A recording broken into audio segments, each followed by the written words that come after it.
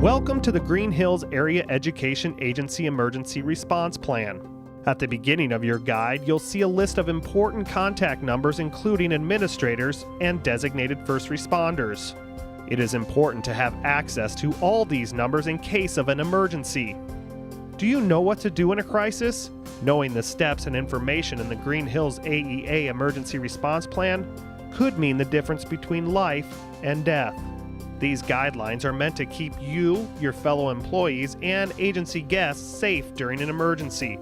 Reviewing the emergency response plan in its entirety will keep you prepared for most emergency scenarios. This video will take a look at the written response plan for your office, beginning with facility emergencies.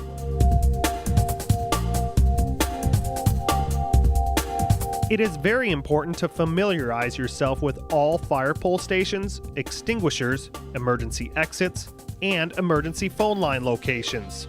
You should also study the evacuation and shelter plans posted in all meeting rooms.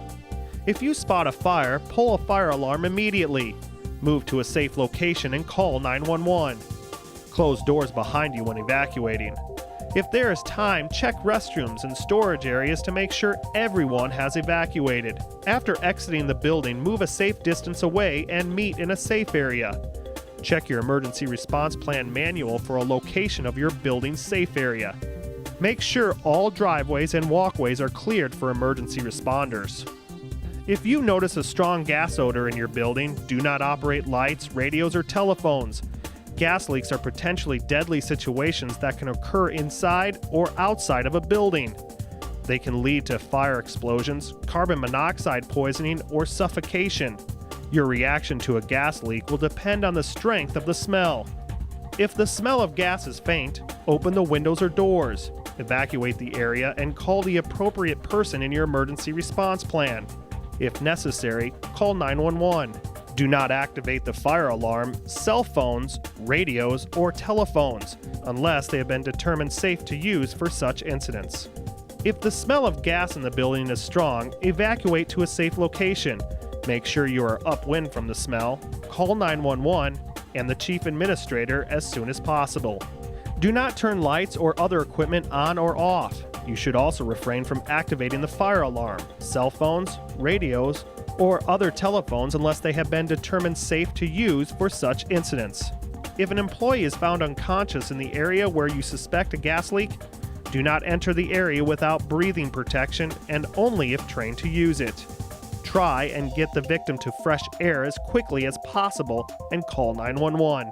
Dealing with a leak could also include a hazardous material spill in the building. When dealing with a hazardous material spill, determine the level of exposure and evacuate the immediate area.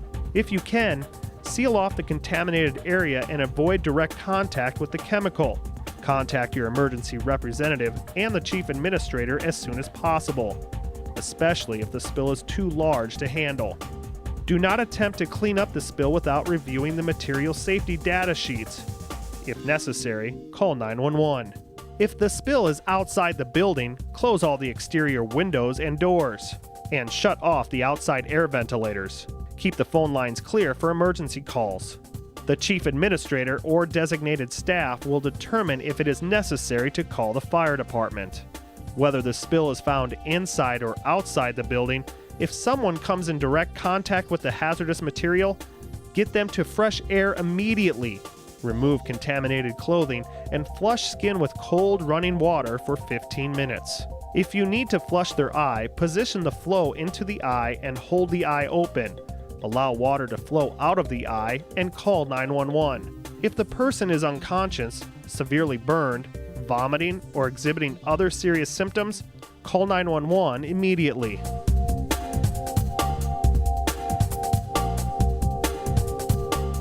Now turn to the section on workplace violence and crime. Here we will review some of the most important procedures when dealing with violence and crime in the workplace. Let's start with a hostage situation. Call 911 and move very slowly and keep your distance while maintaining a non-threatening pose. Be respectful and avoid eye contact. It is important to buy time and stay calm until help arrives. If a suspicious person arrives on site, always approach with caution in pairs and in a non-threatening manner. In a calm voice, request identification and their purpose for being on the property. Ask those who should not be there to leave immediately. If a verbal warning fails, inform them that the building administrator will be notified. Make sure you back away from the intruder and allow for an avenue of escape. Do not chase the intruder if they flee. If they refuse to leave, call 911.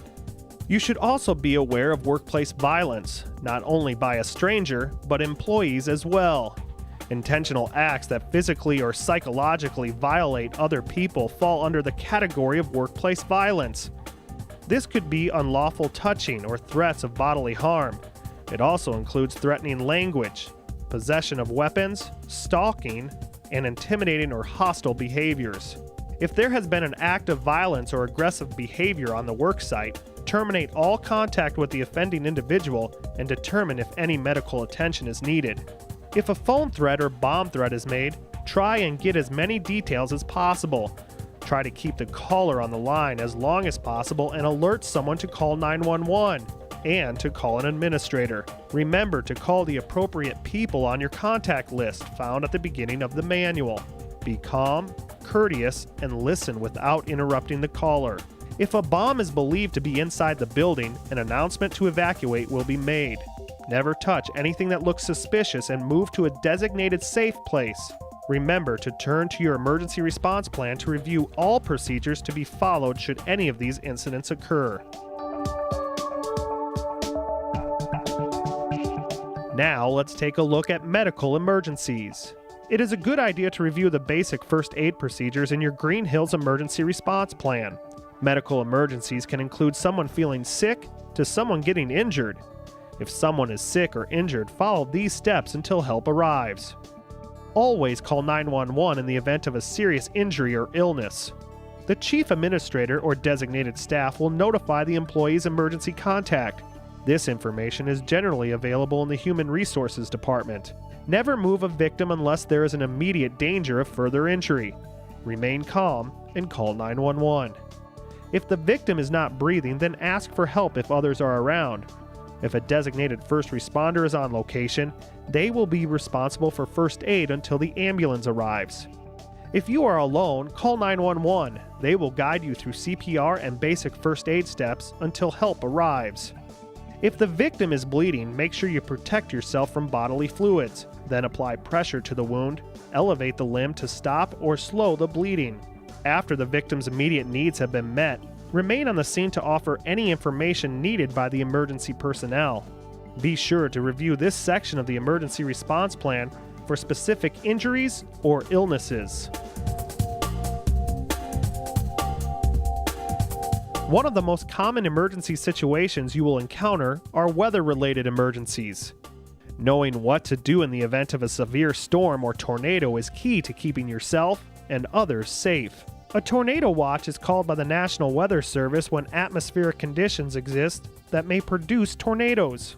When a tornado watch is issued for the area, the designated staff will monitor the situations and alert the staff with updates.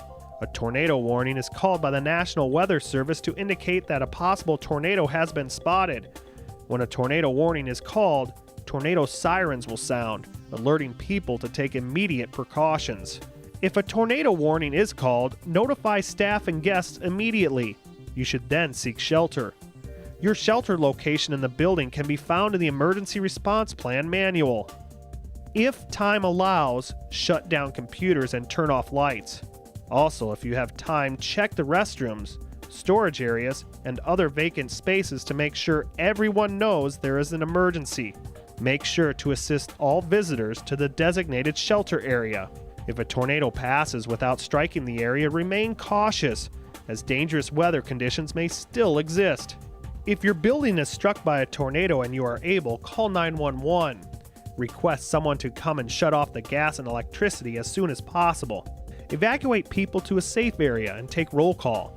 Then contact the chief administrator. If there are injuries, follow the basic first aid procedures outlined in the medical emergencies section of the response plan. These are just a few of the steps to keep you, your fellow employees, and agency guests safe in a weather emergency. Remember, make sure you have a copy of the emergency response plan and a list of updated emergency contact numbers accessible. And remember to occasionally review your emergency plans. It is also important to remember to refer all media questions to the Chief Administrator. You should maintain a log of all telephone calls during an emergency. Finally, be sure to refer to the back of your Green Hills Area Education Agency Emergency Response Plan for floor plans, emergency exits, and the location of fire extinguishers. Being as prepared as possible and exercising good judgment is the best way to ensure that all emergencies will be handled safely and effectively.